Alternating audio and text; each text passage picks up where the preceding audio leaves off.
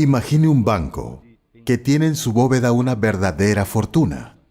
Existe un fuerte esquema de seguridad para proteger aquella gran cantidad. Sin embargo, del otro lado, existen ladrones estudiando una forma de cómo acceder a aquella bóveda y robar aquel dinero incalculable. Así es la fe.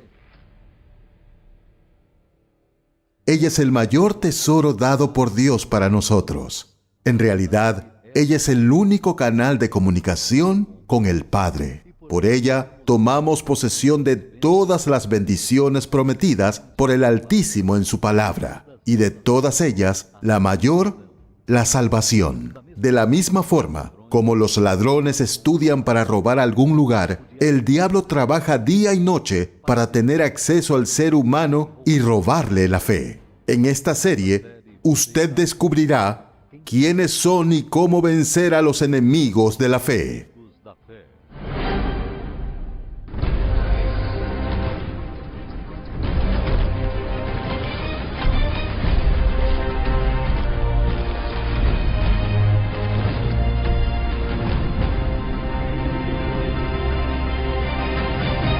Enemigos de la fe.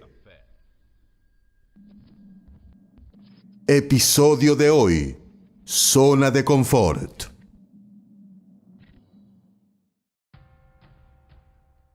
La fe es como un músculo que necesita ser ejercitado, pues si no se le da movimiento, se atrofia. Es como andar en bicicleta. Si para de pedalear, caerá. O sea, Dios no quiere que nos quedemos parados. Siempre permite luchas y desafíos para que activemos nuestro poder invisible. ¿De qué aprovechará si alguno dice que tiene fe y no tiene obras? ¿Podrá la fe salvarle? Pero alguno dirá: tú tienes fe y yo tengo obras. Muéstrame tu fe sin tus obras, y yo te mostraré mi fe por mis obras. Es imposible hablar sobre ella y no hablar de Abraham. Al final, él es el padre de la fe. En toda su trayectoria, Dios nunca permitió que Abraham se quedara parado. Innúmeras veces lo mandó a salir de donde estaba y dirigirse al lugar designado por él. Desde Harán, con 75 años de edad, hasta el monte Moriah, ya un hombre centenario. Pero ¿por qué tratar así a alguien con una edad muy avanzada?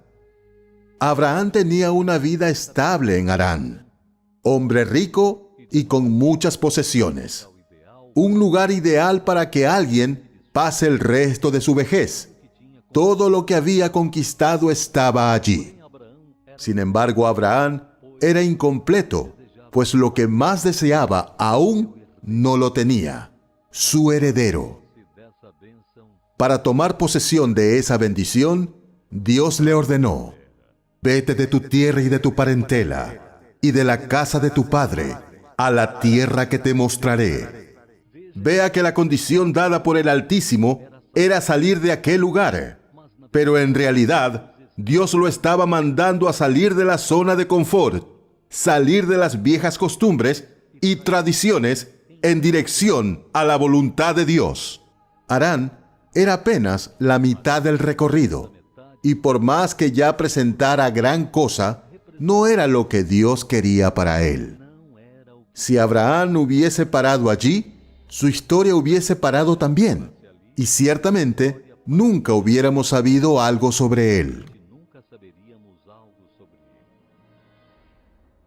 Muchas personas, al conocer el camino del altar, salieron de la vida infernal que vivían y avanzaron rumbo a una vida bendecida.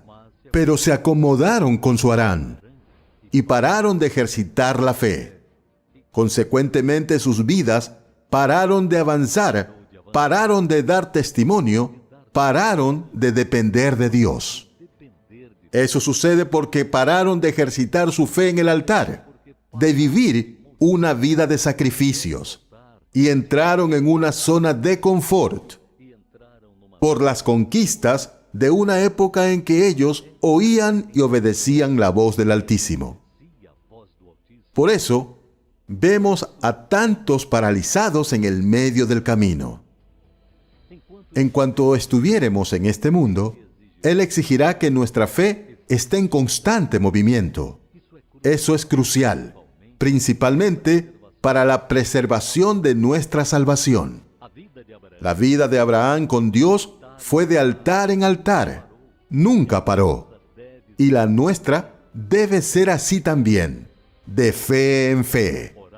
Orar, ayunar, meditar en la palabra de Dios, sacrificar nuestra vida y no permitir que nuestra fe pare.